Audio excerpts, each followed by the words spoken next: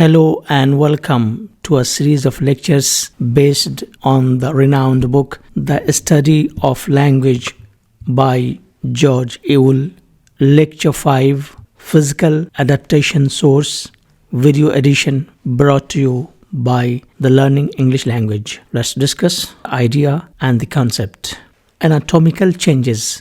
Physical adaptation source refers to the anatomical changes that occurred as humans evolved, such as the development of human skull, limbs, and enhancement of human vocal tract. We continue our discussion about the next point. 2 questions. What are those 2 questions?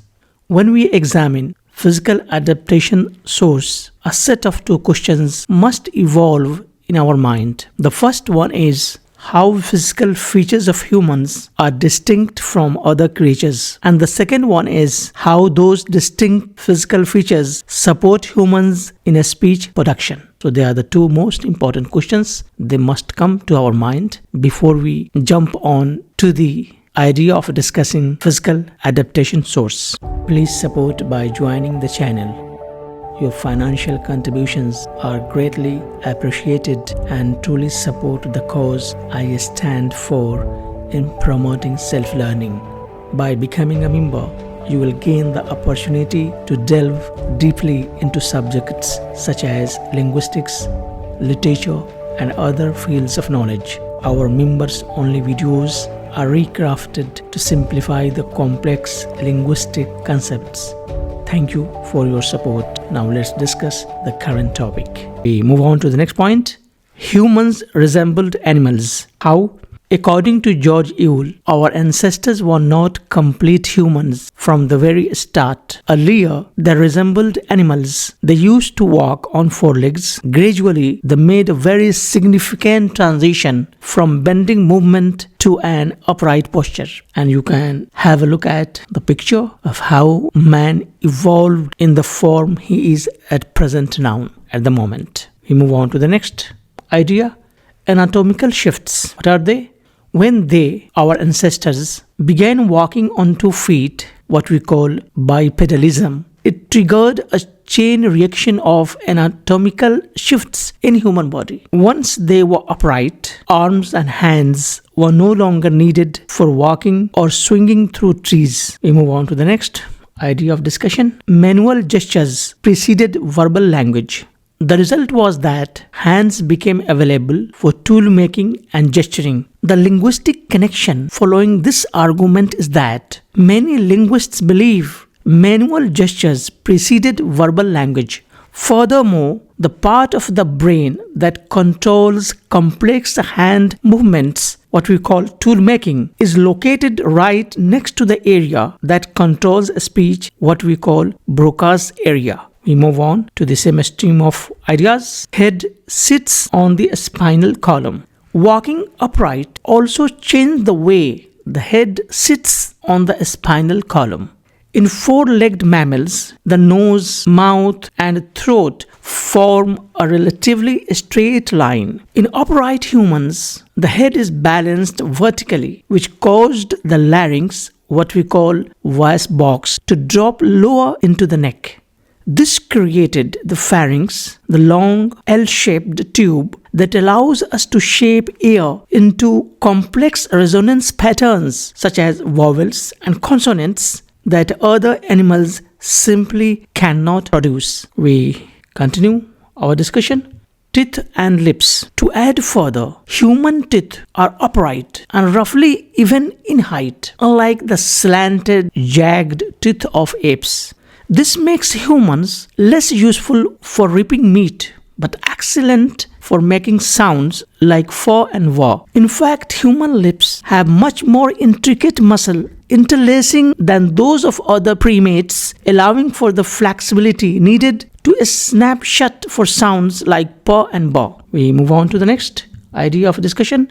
Mouth and tongue.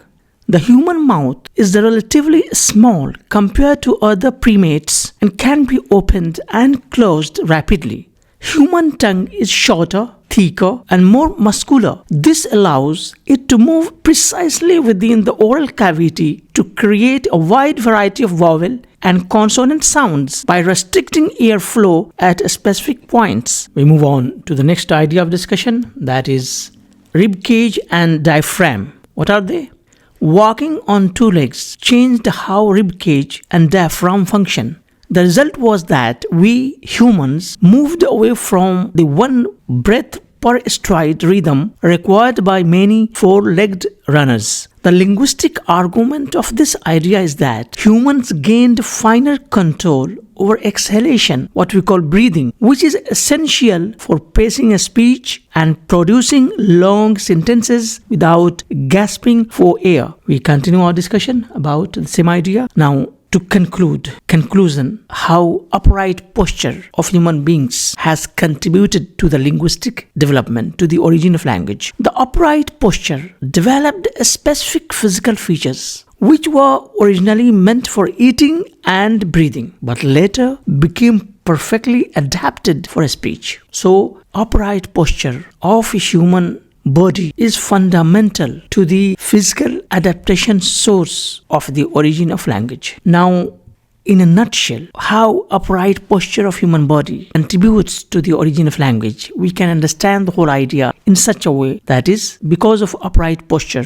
of human body, we as humans were able to free the hands. What we call freeze the hands means upright posture frees the hands, and this helps us in start making tools to do a lot of works with hands. Because of upright posture, head also sits on the spinal column, which contributes like human teeth, lips, mouth and tongue work in perfect coordination. It also helps brain function differently, and because of this, it develops the left hemisphere to handle complex tool-making sequences, and this leads to the birth of language, and that is how human uses that same brain machinery to organize complex sequences of sounds. So this whole idea of physical adaptation source, in which upright posture of human existence is fundamental to the origin of language. Now, this is the original text, and the topic is the physical adaptation source, taken from the book The Study of Language by George Yule, Cambridge University Press, New York, 2010, page 4 and 5. And this is the same page of the book what we have here, and this is the 5th page of the original text from the book. You can have a look at if you have time. That is always good for you. Hope you understand the concept. Thank you and goodbye.